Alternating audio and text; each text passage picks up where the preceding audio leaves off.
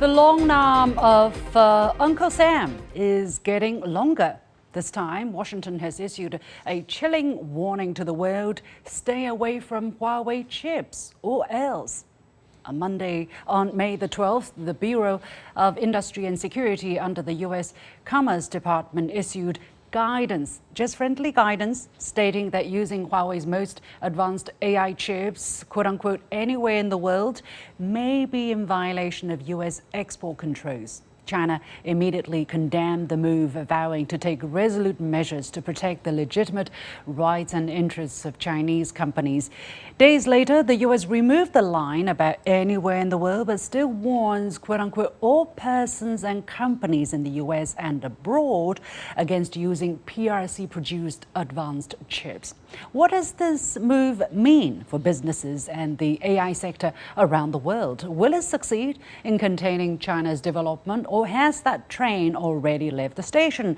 And how can companies respond to Washington's latest threats and intimidation? Welcome to this edition of The Point with me, Li Xin, an opinion show coming to you live from Beijing. Joining me from Pittsburgh, the U.S., is Anthony Moretti, Associate Professor at Robert Morris University. From the Chinese capital, Zhang Fan, Associate Professor at Beijing Normal University. From New York, Santosh Rao, Head of Research and Partner at Manhattan Venture Partners. And from Bangkok, Thailand, Jeffrey Towson, Partner at Tech Mode Consulting. Gentlemen, welcome to The Point. Professor Anthony Moretti, let me go to you first. Again, Huawei in the spotlight after the row over its 5G stations years ago. Why Huawei again, and why specifically the Ascend chip series? This has a feel of, yet again, the U.S. acting under a kind of, oh, the horse has left the barn, I think we better do something right now. And like most cases, when you react in those kinds of situations, you tend to either act out of panic, or you make decisions that are very short-sighted. And I think that's what we're seeing in this case. Professor Zhang, tell us about your understanding of the current tension with Huawei. And what about the Ascend chips? Exactly what are these chips? What are they capable of doing that the U.S. is so afraid of? Right. So the Ascend chips are the most advanced Huawei chips for AI purposes. They're called graphic chips, but they're not really for graphic reasons anymore. They even have sockets for that. And they're basically replacement for the NVIDIA chips that's been banned under Biden administration for Chinese AI models to use. And the reason why they're targeting these chips, and especially Huawei, is because Huawei has been really fast in coming up with this replacement, and it's 80% of the Chinese domestic sort of AI chip market is being cornered by this particular chip. And the particular reason why this come up recently is because NVIDIA's CEO actually mentioned openly that Huawei is coming up as a serious competitor that would really potentially undermine NVIDIA's dominant position in the market, which is why I think the U.S. feels the need to do something to like cut it down before anything bad happens to them. Professor, Mr. Rao, Mr. Santosh Rao, is that your understanding of why Huawei is particularly mentioned here and why the measure is announced by the BIS at this particular juncture? Specifically, what is BIS warning companies in the United States and abroad against doing? Yeah, thank you for having me. Well, I think I agree with everything that was just said. I think Huawei has a big target behind its back. It's one of the biggest one, and it's a direct competitor to NVIDIA, so to speak. I think they were coming around with they had workarounds NVIDIA's chips that were banned, so they were developing it very fast, and they're in a race. Well, this is a race to the top, and Huawei is definitely a big player. And so I think they want to really control that. And in the end, I think what's going to happen is we've seen with the DeepSeek, what DeepSeek showed is that you can do so much more with less. You can ban stuff, but you can do a lot with less. You don't need the most powerful chips that NVIDIA has. So even with now with Huawei developing their chip line, I think what US wants to do is, hey, stop them right there and work and essentially slow down the progress. You really can't do that. China is a powerful player. They have the expertise. They can do whatever. It's just going to delay the whole process. And that's where we are at this point. They will catch up. They will go ahead as well if US doesn't keep its competitive edge. And that's what they want to do. They want to blunt the edge that or want to slow them down. And that's where we are. So Huawei is the right target to focus on for US because they are a big player and they're doing a great job with bypassing the restrictions that US imposed after with the NVIDIA ban.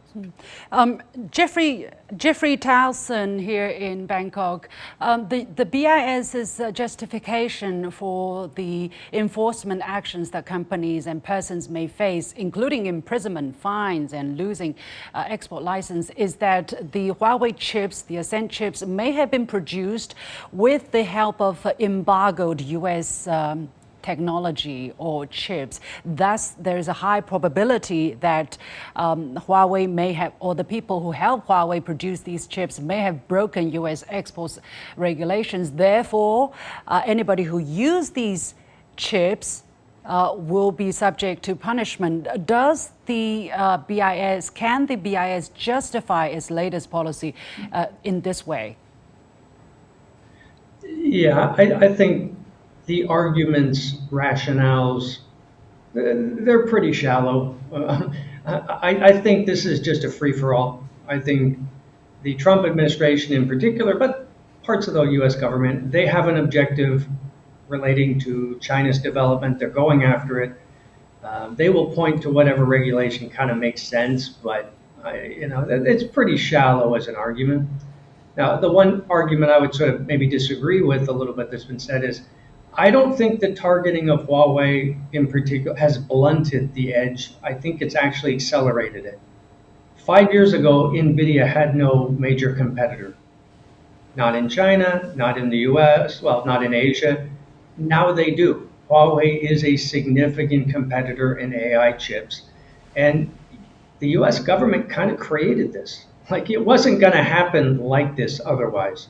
It was sort of the mother of necessity. Or invention being the mother of necessity. I mean, it just sort of happened. The result may not be matching the intent with these actions, and you do get the sense that they're not super well thought through in the longer term. Maybe short term, pretty good. Long term, unclear to me at least.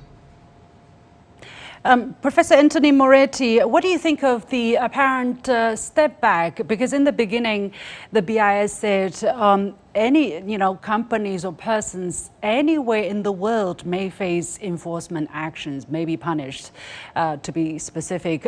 Whereas later, a couple of days later, that anywhere in the world is taken back, but it still warns all persons and companies in the US and abroad.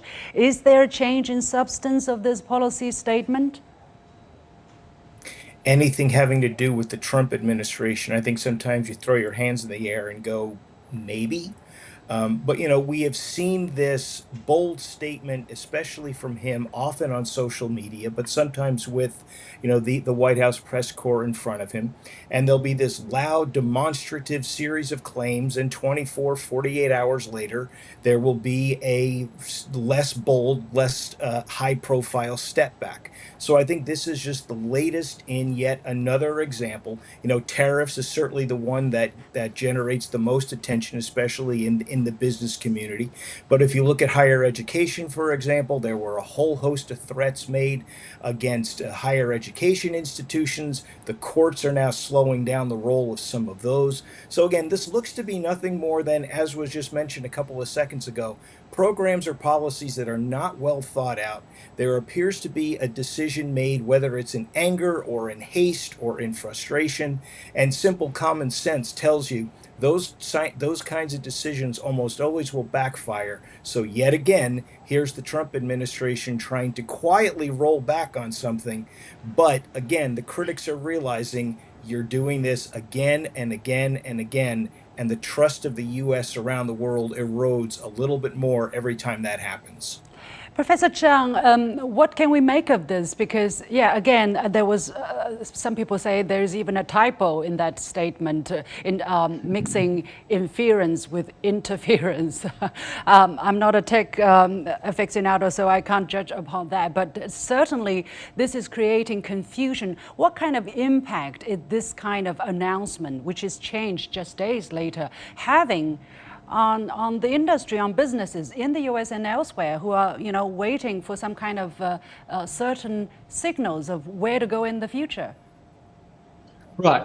It very precisely portrayed a very uncertain environment. If you see the exodus from the US, then that reflects that's just part of it. In particular, the wording, sort of anywhere in the word, it sounds like it's written by a 12-year-old. It's unprofessional, which is maybe one of the reasons why it's taken out. Another is that it sounds like a threat towards third party, not even Chinese, not even Huawei. So that may have some blowback from people. But that also reflects the fact there is a real underlying risk because the arbitrariness and the long arm sort of nature of these regulations. If you do business with the US, you may randomly get arrested for you don't even know why. And that really has becoming a more of a problem with the Trump administration sort of putting out more of these regulations and having to change them all the time. There is actually one sentence, and that's one phrase that's used repeatedly in the guide, that appears repeatedly in the guidance, is persons or companies with the knowledge of, and the definition is very broad. It seems like I don't know, anybody who is doing business in this field would just not touch it, right? Because you don't know at which point, at which juncture you may have violated some sort of US regulation or policy statement. Mr. Santosh Rao, how do you look at the vagueness and the apparent extent of the scope this kind of policy is trying to cover? And what kind of effect is it having on businesses who are already operating in a very complex situation? Yes, it's definitely not a very constructive process right now, what he's doing. It's not good for business. The uncertainty that it causes, it disrupts innovation, it disrupts progress. So this is typically Trump's shock and awe style of functioning.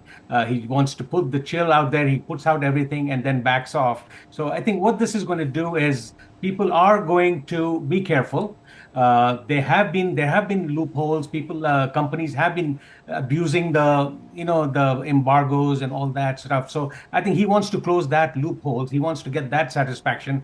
But in the end, businesses will get what they want. I mean, technology is, in a way, you cannot really control IP. It's really, you can move around it in different ways. You can do the same thing more than one way.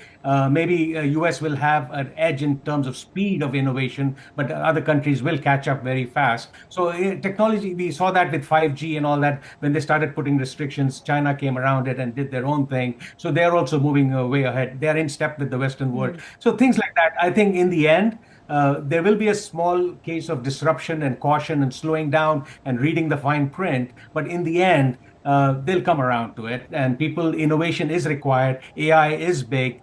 Quantum computing is big. Everybody wants to get hold of that. So you will see companies will move around, will get access to this thing, but in a way that is maybe can satisfy what Trump wants, what the Commerce Ministry wants. But there will be some caution and some precaution there by the companies. It'll slow down, kind of moderate some progress, but in the end, I think it'll be all systems go, because every company wants to innovate. No one wants to be left behind in AI.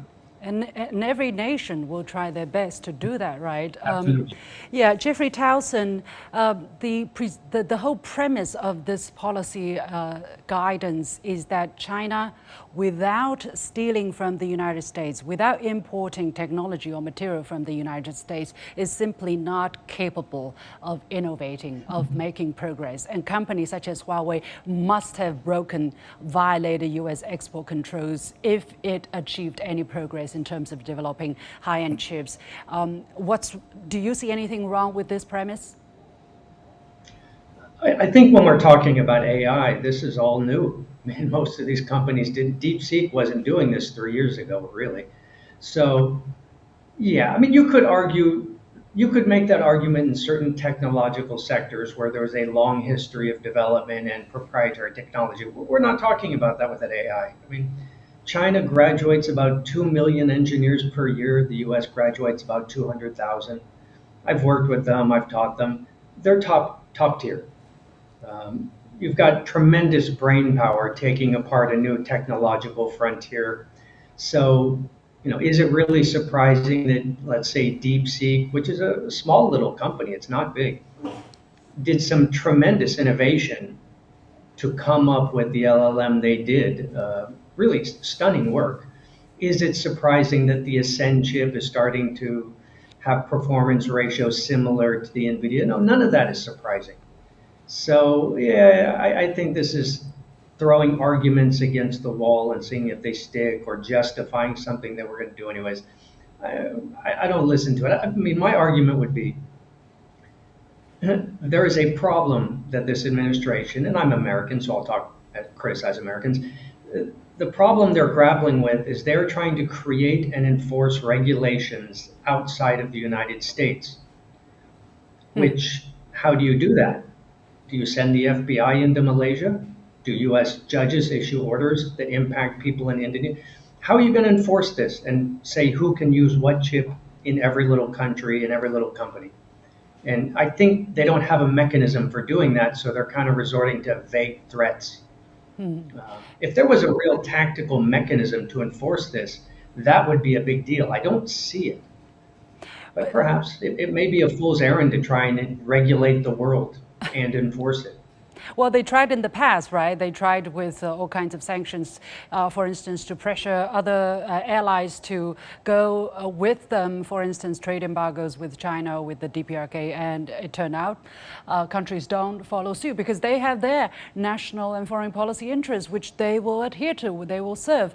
Actually, on exactly that point, one sentence in particular I'd like to highlight from the BIS policy statement, which says foreign parties acting contrary to U.S. national security and foreign policy interests may be added to the entity list, even where no violation of the Export Administration Regulation occurs. Let me go back to Professor Moretti. This sounds quite serious. I mean, when we talk about foreign parties, it means foreign companies, foreign governments, foreign persons. And how does the U.S. define that and how do they enforce that? Well, if you make everything national security, then in reality, is anything national security? And what I mean by that is the more that you try to bang that drum and the more you try to instill fear and the more you try to throw out these veiled threats, as a couple of people have already mentioned, the global business community recognizes that in reality, outside of a lot of noise, this administration in particular has not been able to produce something that is going to truly indicate that something substantive is being done behind the scenes, or maybe has been planned and is now going to be released. For all the faults of the Biden administration, at least that administration, working with Congress, tried to produce some kind of legislation. Flawed legislation, probably. I don't think there's any doubt about that. Legislation that perhaps isn't realistic with the 21st century, but at least there was something done with an attempt of substance behind it. All we see here is if you don't like us, we're going to do something to you. We're not going to tell you what it is, but we've got big plans for you. And the idea mentioned earlier that the comment anywhere around the world sounded like it was written by a 12-year-old. Well, those kinds of threats sound like somebody who is trying to sound tough, trying to sound resolute, but in reality doesn't have a lot of ammunition in order to prevent the in this case Huawei, but certainly other companies as well, from advancing their interests, be they economic, be they political, be they technological, whatever they might be. Well, NVIDIA chief Jensen Huang this week called U.S. export controls so far a failure. Export bans, Huang said, have spurred Chinese innovation, which means competition for his company. He says local companies are very, very talented, very determined, and the export control gave them the spirit, the energy, and the government support to accelerate their development. Professor Zhang, going forward, it seems that although the threats, the intimidation, the measures may be vague or specific, the spirit is the same, that the U.S. wants to contain, slow or moderate China's progress in high tech, in AI especially. How are businesses going? How can businesses in the U.S. and in China navigate this period of time and survive? Right. I think I'm a little bit optimistic because I think the Chinese side is making breakthrough at a sufficiently fast pace. At some stage, it will overtake the U.S. and then all of this will go away. It tends to be the case. But is it going to be bloodier in the process before that happens? Because that's like the nightmare that it is described, perceived to be the worst nightmare for the U.S. It's perceived. That's the whole point. Once it gets there and then nothing happens, that perceived threat will subside. I think, for example, in other areas, in terms of the size of the economy, the size of the military, and everything, what China could potentially do in the worst case, if it goes crazy, is nothing like what it's actually doing. And the same will go with the AI and technology as well.